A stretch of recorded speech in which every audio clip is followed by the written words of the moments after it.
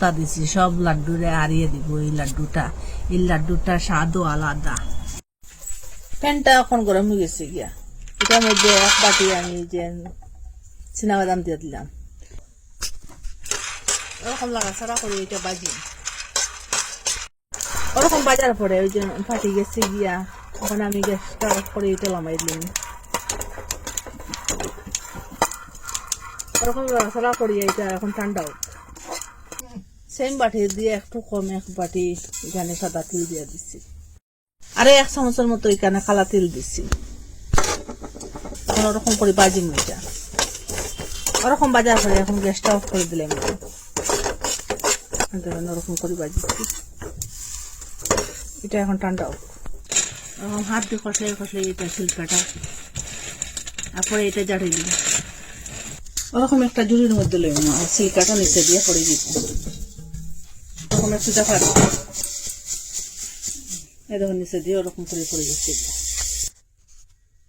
এখানে কাঠবাদাম আরো বাজি, কাজু বাদাম দিলাম আর অর্ধেক বাটি। ও সেম বাটি দিয়ে মাছটা ঠিকঠাক রাখবা, সেম বাটি দিয়ে আমি সবকিছু মাফিলাম।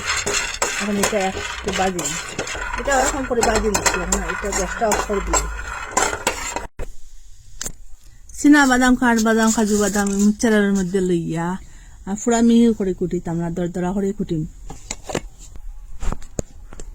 ওরকম করে দরদরা করে কুটি লিছি। ওই দেখুন একটু মেশিনটা চালাইবা বন্ধ করবা, চালাইবা বন্ধ করবা, ওরকম করিয়া ওই যে তিলের তাল রাখি দিলাম। বাকি যেটা রয়েছে ওরকম করে কুটিলিম। গ্রেটার দিয়ে এখন গুড়টা গ্রেট করে নিলাম, খুব সহজে গুড়টা তাড়াতাড়ি হইল।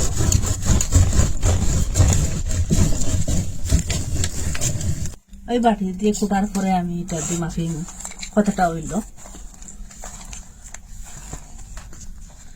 ভর্তি ভর্তি করিয়া মাফিলাম। 1 বাটি, 2 বাটি, 2.5 বাটি হয়েছে। এখানে বাটিটা পুরো বসছে না। দেখুন এখানে 1 চামচের মতো ঘি দিয়ে দিলাম। এখন গ্যাসটা অন করলাম। ওরকম ঘিটা গলার পরে এখন গুড় দিয়া দিন। যে বাটি দিয়ে যে মাখিয়েছিলাম বাদামটা তিলটা, ও সেম বাটি দিয়ে গুড় দিয়া দিন 2 বাটি। 1 বাটি দিলাম, 2.5 বাটি বাদাম আর তিলের লাগে 2 বাটি গুড় দিন। 2 বাটি গুড়, 2.5 বাটি বাদামর লাগিয়া। বাটিটা মাপটা ঠিকঠাক রাখবা, যাই কোনো জিনিস একটা দিয়ে মাপিবা। আর এখানে 2 বাটি গুড়ার লাগিয়া কাপ দিয়ে 1/2 কাপ জল দিয়া দিন। খুব তাড়াতাড়ি এটা গলি দিব, বেশি জল দিবা না। ওরকম লাড়াচাড়া করলে গুড়টা গলো।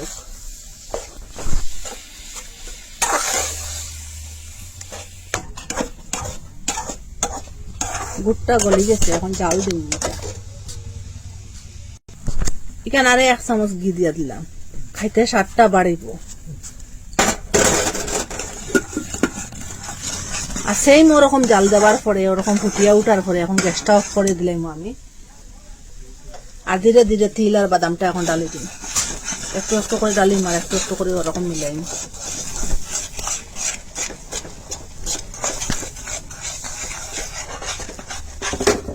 গুড়টা ওরকম জাল দিয়া কিন্তু দিবা, আমি যেরকম জাল দিচ্ছি।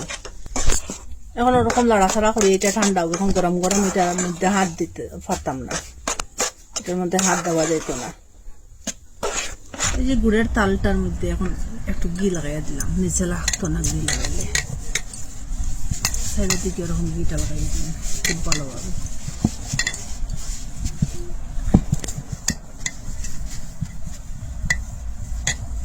ফ্রাই থেকে তালের মধ্যে ডালিয়ে রাখলে তাড়াতাড়ি ঠান্ডা হইব। হাতের মধ্যে একটু ঘি লাগাইলাম, হাতের মধ্যে লাগতো না। এখন লইম ওরকম করিয়া।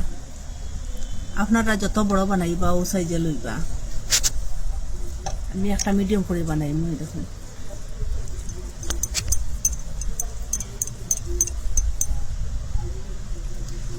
একটু নরম রয়েছে, আর একটু ঠান্ডা হইলে শক্ত হয়ে যাব। আমি কিনারে দিয়ে রাখুন, তালর কিনারে দিয়ে। এখন বাটি উটির মধ্যে রাখলে এটা লাগে যে গিয়া একটু একটু গরম গরম অবস্থা ওরকম করে রাখুন, আর একটু ঠান্ডা হইলে এটা শক্ত হয়ে যাবো গিয়া।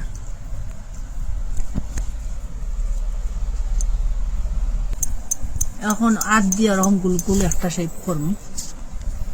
এটা একটু শক্ত হওয়ার ধরে, শক্ত হইবার আগে ওরকম গুল করতে লাগবো।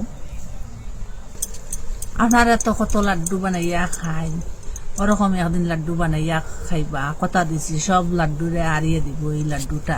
এই লাড্ডুটা স্বাদও আলাদা, একবার খাইলে এই লাড্ডুটারে বুঝতে পারতা না, এটার প্রেমে পড়ে দিবা আপনারা। আর আপনারা কই থাকি দেখরা, ভালো লাগলে লাইক কমেন্ট শেয়ার সাবস্ক্রাইব করবা, আর মিস করবা না কিন্তু এই লাড্ডুটা বানাইয়া খাইবা এই শীতকালে। আর যে সময়ও খাইবা এই লাড্ডুটা, এটা তো হেলদি, গুড় দিয়া আর বাদাম দিয়া তেল দিয়া সবকিছু দিয়ে বানাইছি।